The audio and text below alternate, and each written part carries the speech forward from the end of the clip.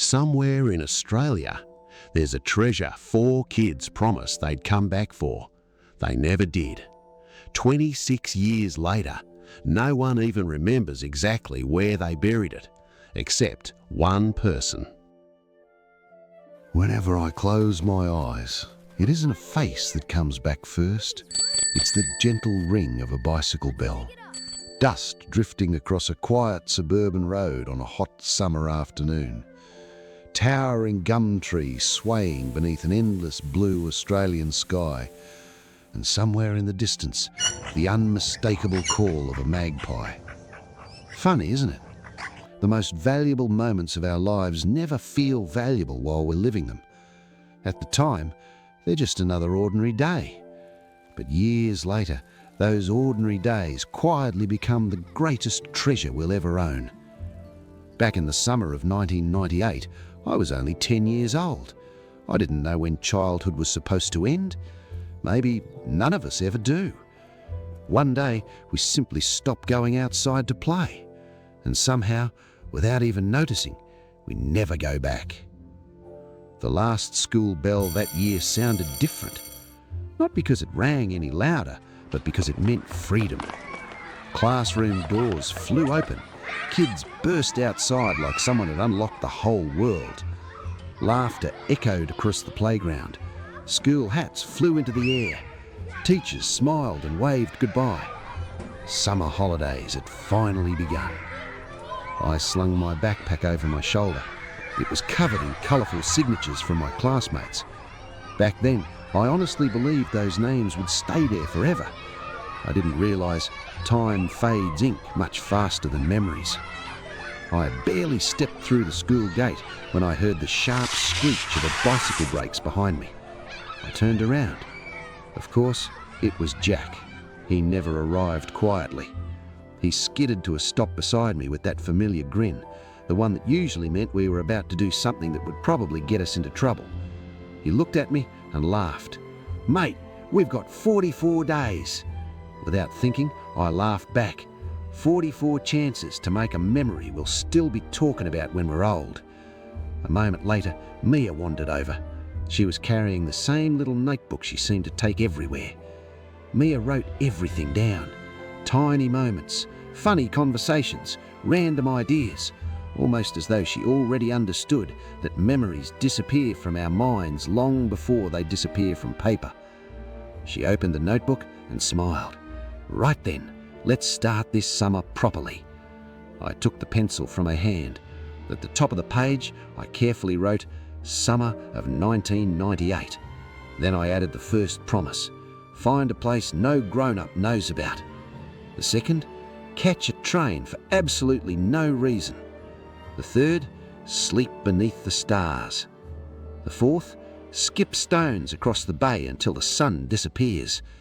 Then I stopped writing. The last line stayed blank. Jack looked at me. Mia waited patiently. For the first time all afternoon, Noah spoke. "The last one's gotta be the best one." I smiled, lowered the pencil, and slowly wrote the final promise. "Find a treasure." The 4 of us stared silently at that page. None of us could have known that the final line on that list would quietly change the rest of our lives. That evening, we made ourselves a promise. Every single day of the summer holidays, we'd cross something off that list. The next morning, I was awake before the sun had fully climbed over the rooftops. The whole neighbourhood still felt half asleep. A light mist floated above freshly watered lawns. Sprinklers clicked back and forth across the grass. The smell of damp earth mixed with warm eucalyptus leaves. Somewhere nearby, someone was baking fresh bread. It was the kind of morning that only seemed to exist during Australian summers. I wheeled my bike out onto the driveway. The tyres crunched softly over the gravel. No homework, no alarm clocks, no classrooms. Just 44 days that felt like they'd last forever. A minute later, Jack came flying around the corner. He never pedalled, he charged. Another minute passed and Noah appeared from the next street, quiet as always. Then Mia rolled up with her notebook tucked safely inside the basket on the front of her bike. 4 kids, 4 bikes, one endless summer. Looking back now, I don't remember ever feeling rich, but somehow we never felt poor either, because happiness didn't cost us anything. A stick could become a sword, a stormwater drain could become a secret tunnel, an empty paddock could become another country. Our imaginations filled in everything money couldn't. We spent the morning riding wherever the roads took us, past the local bakery where the smell of warm bread drifted out onto the footpath, past the old milk bar where kids lined up for icy poles, lollies and cans of soft drink.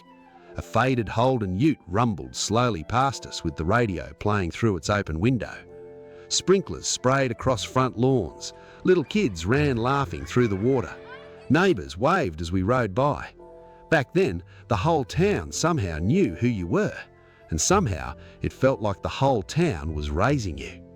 Sometimes we'd race each other.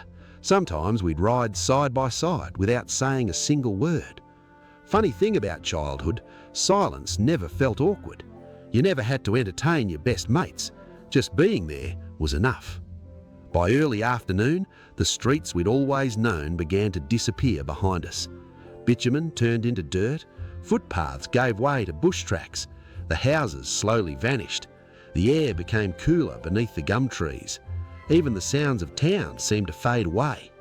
Then Jack slammed on his brakes. We all stopped behind him. He pointed towards something almost hidden amongst the long grass, an old weathered wooden sign, half swallowed by the bush. The faded letters simply read, "Lookout Track." We looked at each other.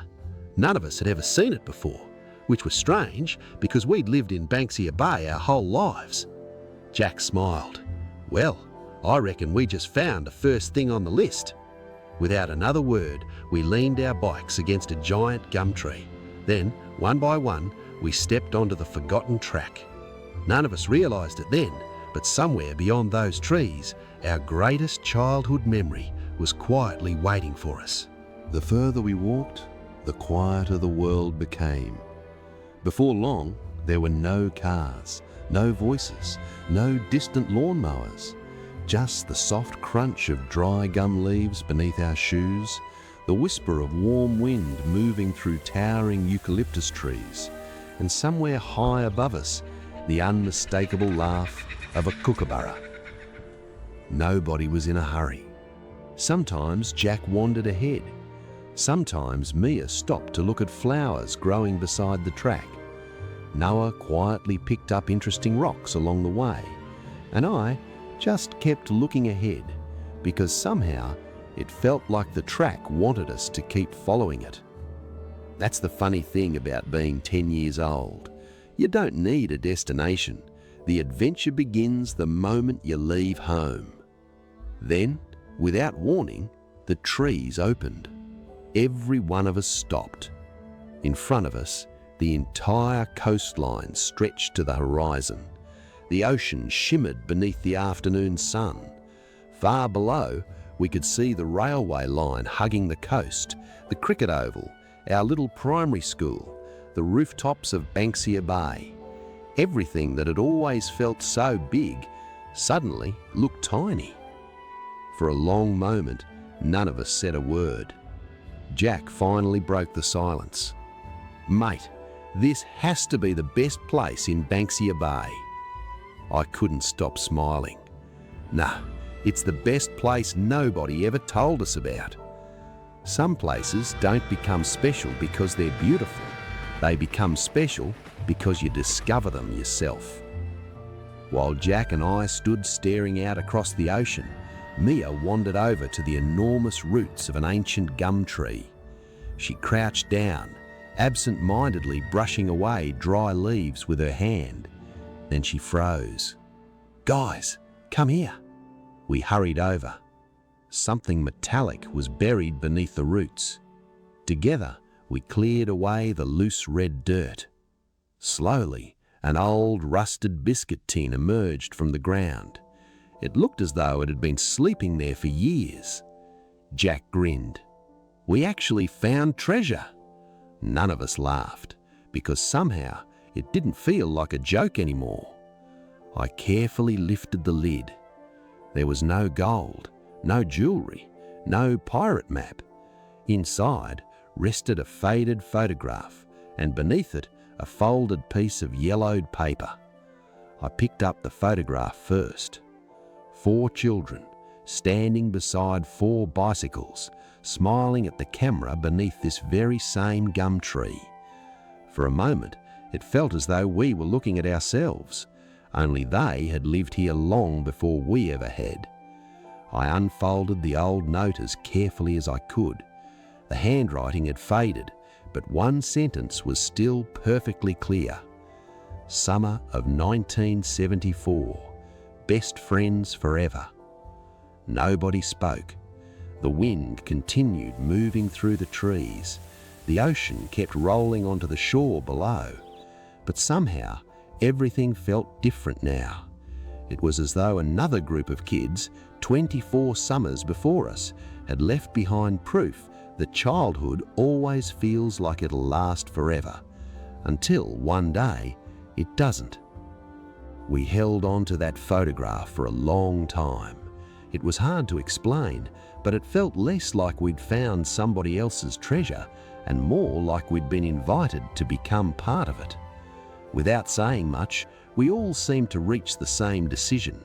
The tin would stay here, but before we buried it again, it needed to carry our story too. I carefully folded our summer of 1998 list and placed it beside the old photograph. Jack dropped in his favourite blue bottle cap. Mia added a perfectly pressed gum leaf. Noah quietly placed his lucky fishing lure inside. 4 tiny objects, worth almost nothing, yet somehow they felt priceless. Together, we lowered the biscuit tin back beneath the ancient gum tree. We covered it with red earth, scattered dry leaves over the top, and stepped back to admire our work. Jack folded his arms and smiled. Last day of the holidays, we come back and dig it up. We all nodded.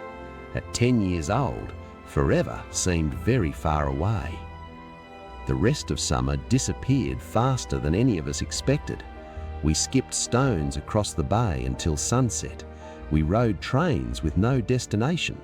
We slept beneath a sky so full of stars it felt impossible to count them all. Every day, another memory quietly slipped onto the list. Every evening, we believed there would always be another tomorrow.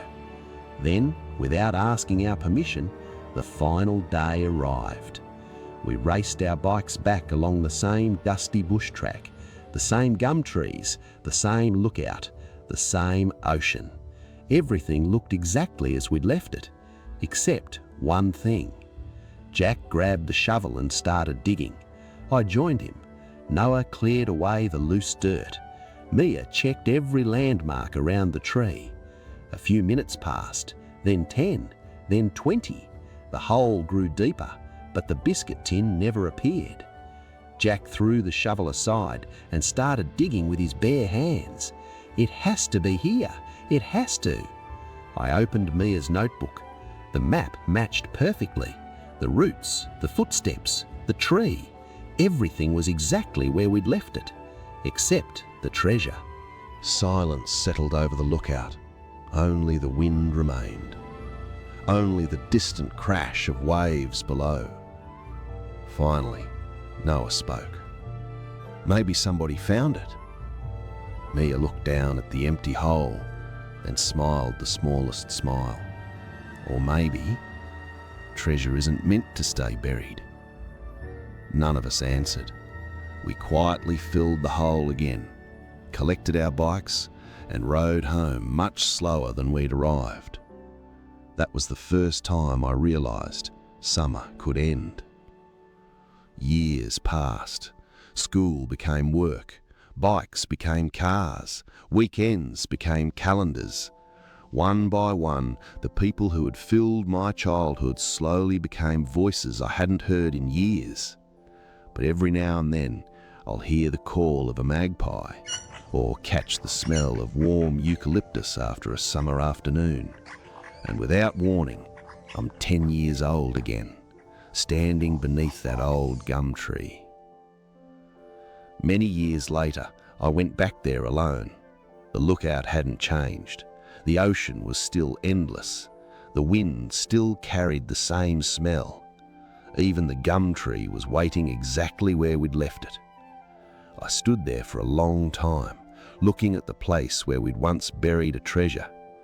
And that's when I finally understood something I'd spent years getting wrong.